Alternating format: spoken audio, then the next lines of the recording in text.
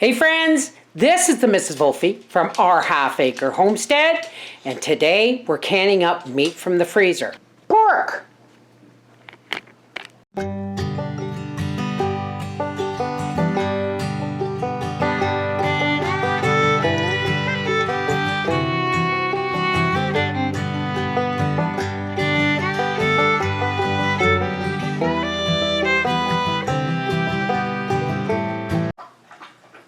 I think Gracie suffers from lack of attention because she goes for a drink every time I start the camera when I'm working in the kitchen.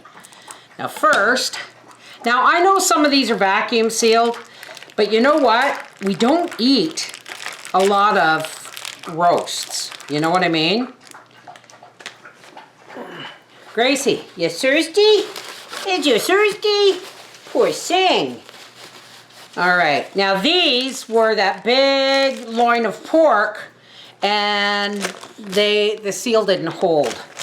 So we're gonna do that, and we have a boneless pork shoulder blade roast. So that actually looks like it would be good if it was pickled or made into bacon, but I don't have the time or the energy. So we're just gonna start cutting up our meat into bite-sized cubes for like stew or Yorkshire pudding pie or anything like that. No, Gracie, you do not get raw pork. No, you do not get raw pork. Now, I know these would last a long time in the freezer, but in a few months, I'm going to be up to my elbows in the garden. I'm going to be up, let's move this out of the way here. I'm going to be up to my elbows in the garden, and they'll be canning after that, and I don't want to have to can something then that I could have canned earlier. You know what I mean? It's all about prioritizing my time. Now, I have probably 20 pint jars washed. I don't think I'm going to use them all. But if I have room in the big canner, I will can some quarter pints or half cup jars of boneless, skinless chicken. Why? For Howie's lunches. And you may not think a half a cup of cooked chicken would make 2 chicken salad sandwiches, but you'd be wrong. And if I do get to that point and I can that chicken, you want to see the chicken salad sandwiches for his lunch, then I will do a video on me making them, even though I do it at like 5 o'clock in the morning.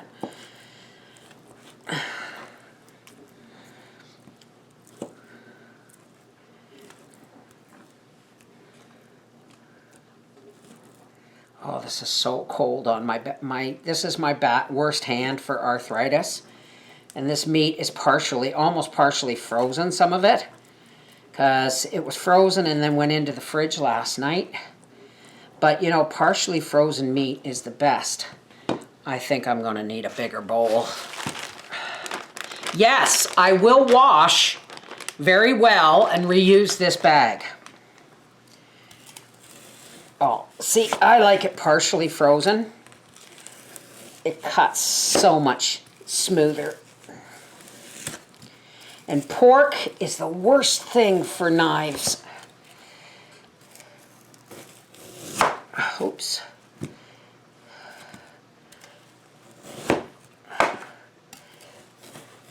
So it's this, if this was just a little bit more thawed, would be easy, but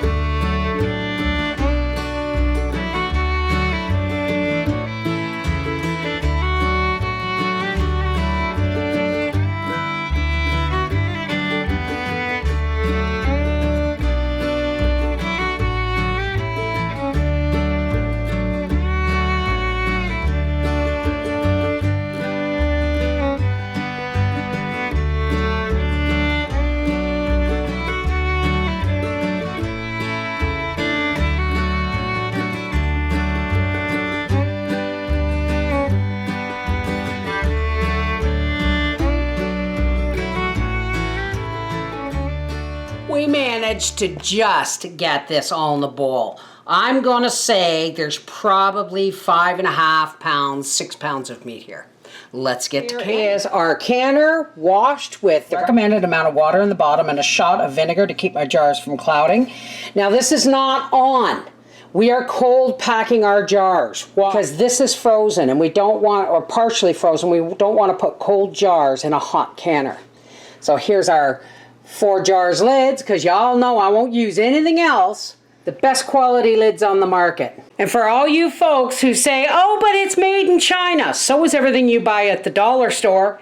And the folks at ForJars are looking for a manufacturing plant in the USA, so save it, okay? Here is our frozen meat, our lids, or our rings, and our washed and rinsed jars. Let's get started. Now I only put my little thing down here so that I don't accidentally bang the jar too hard on the counter. Oh, I'm gonna have to buy some pickling salt. I always use pickling salt. Why? Because it's uniodized. And I don't use very much. This is like a Sunday spoon. It's like a half a teaspoon, and I usually don't even do that much. All right, let's get started. Here is my vinegar soaked rag. So let's start by packing. Where's my funnel? All right. Make sure you get a nice piece of fat in there. Now, just because they're partially frozen doesn't mean you can't push them down. So we're just going to push these down to 1 inch from the top. Tuck another piece down in there.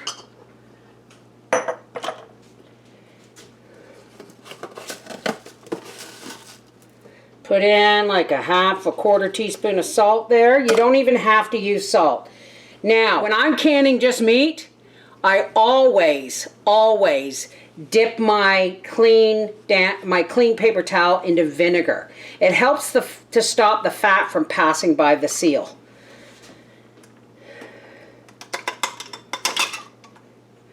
There you go. What I love about raw packing meat is you don't have to debubble. Into the canner that goes.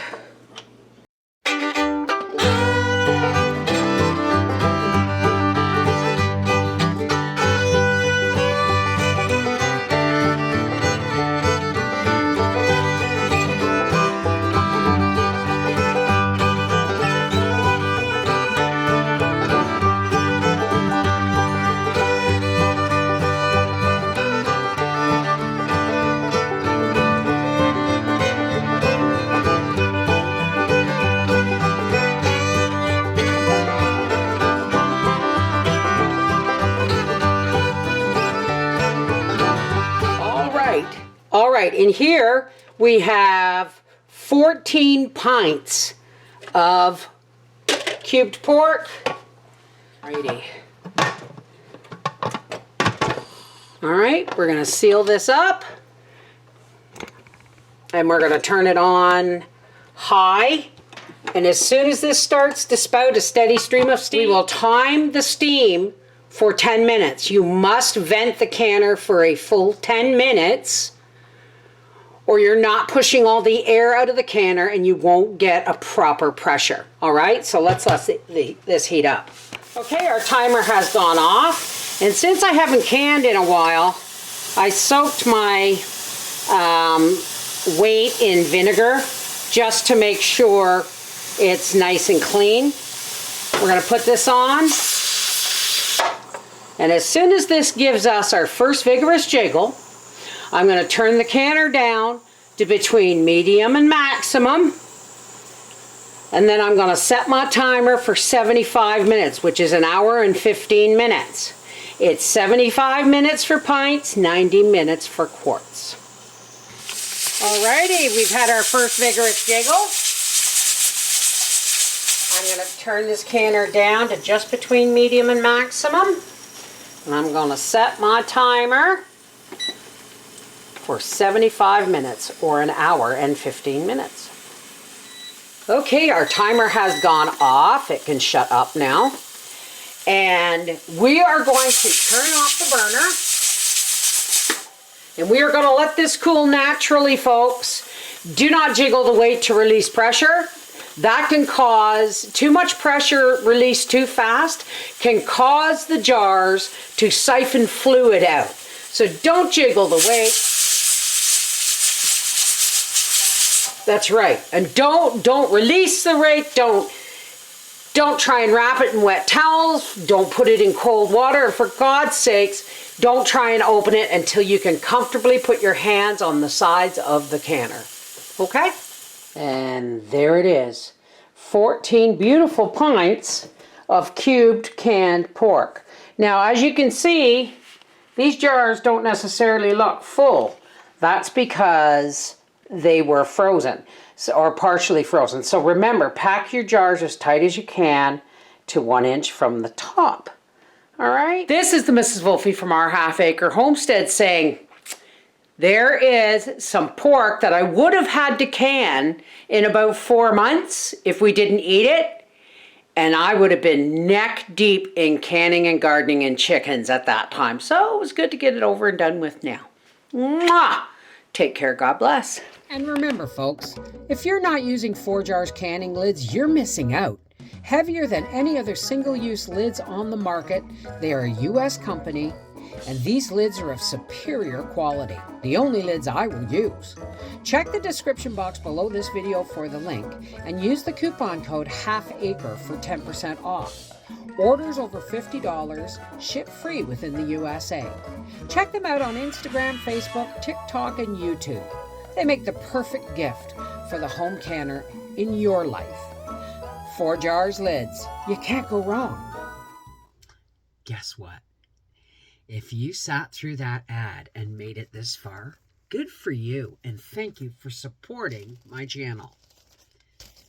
I'm giving away 2 ForJars microfiber tea towels and 2 boxes of 12-count lid inserts.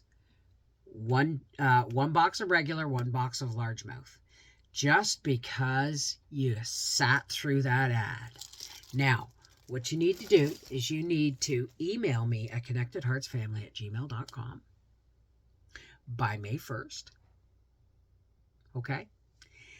And in the body of the letter, say, I saw your giveaway. And give me your name and your email address so that I can enter you in a draw. And on May 2nd, I will do a little draw for you guys because you sat through the ad and because I love you. So, take care. God bless. Mwah.